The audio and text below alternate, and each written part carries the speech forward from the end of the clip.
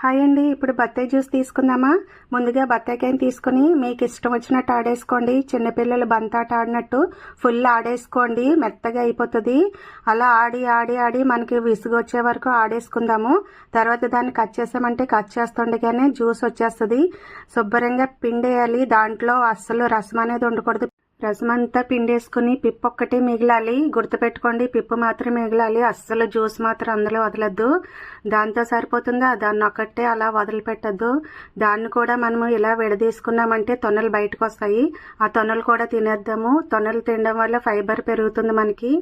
తొనలు కూడా వదలొద్దు, జ్యూస్ వదలొద్దు, తొనలు ఫైబర్ని కూడా వదలొద్దు అనమాట.